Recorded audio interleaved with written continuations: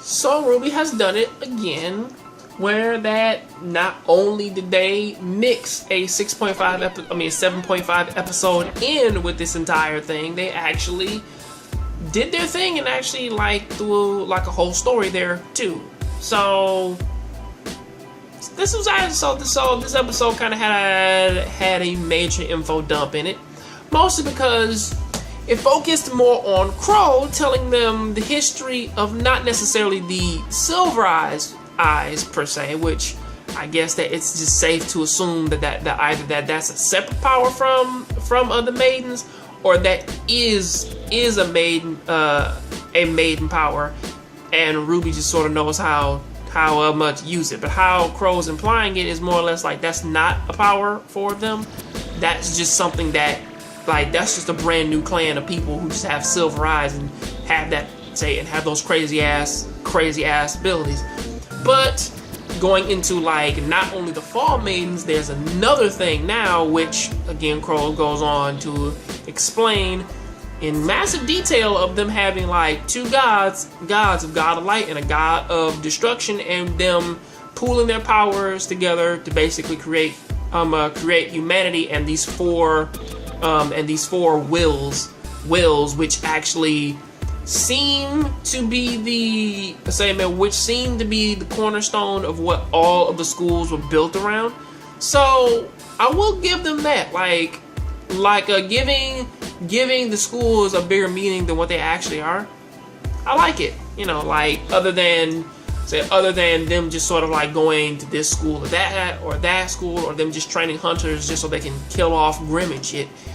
There's actually like another reason. However, I do kind of wonder, is basically the main white lady, is she just a normal person like who bonded with a Grimm, or is she just like, or is she a super advanced Grimm who just kind of has who kind of has the blessing of like the dark leader and shit, or it's like the dark god or the little brother god, and is enacting his will just to destroy the world.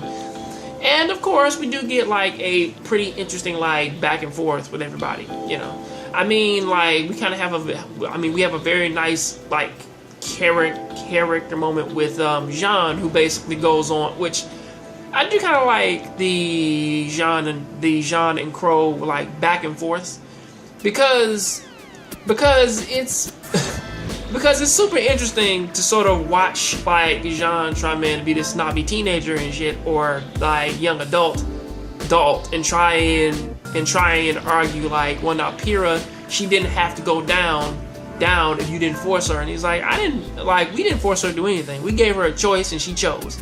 You were there and you heard it, stuff like that. And of course he kind of breaks down the entire story.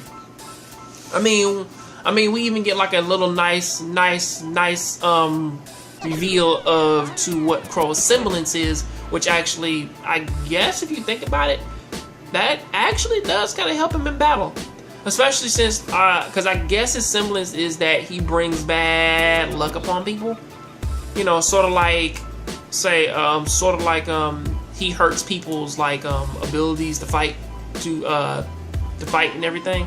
So that could be a nice combat ability, but like as he said, like it kind of has its pros and cons. It's good for enemies. It's terrible for friends, because again, what the fuck, man, is bad luck useful for it if I can't control it? Like, say, if I can't control it, then what's the point of me having it, So that's kind of its thing. And they do sort of end this with a very interesting, I think they killed off Qrow, because I hope he passed out, because I really hope that he didn't die. Leading into what is going on with Blake, though, because I think that's sort of the only other thing that they show in this in this episode, is what Blake is doing and her dealing with her family. I mean, again, like her leaving the White Fang and some things which that she told her parents at that time, which they didn't show us, but they're implying here. It hurt her really bad. However, there's something that I do like about Sun, which is, of course, he has all that energy, but then as he keeps trying to fucking tell them, and they don't want to listen because they're super like narrow-minded and shit. Either that or they have tunnel vision or something. It's like White Fang are after you, and they're after your family. We have to stop them. So that's also another like thing that's being thrown around this episode. Man, this is getting good. But until then, though, that is what I gotta say about that. Please tell me what you think about this down there in the comment section. I see you on the next Jon Grave Show. Please keep watching anime, keep playing video games. I'm out. Yo, internet, how's it going? Welcome to another episode of basically the Jon Grave Show, and let's talk a little bit about the Naruto experience. And to be fair, with most of these side stories and most of the filler, I've kind of been running away from them, or I've kind of been like really haven't been feeling a lot of them. But this one, I'm actually kind of happy to see, because again, this is the ending of the side story for Sasuke and what is going on with Chino and basically like her super blood eyes and everything. And there's a specific thing about this whole like battle, like 100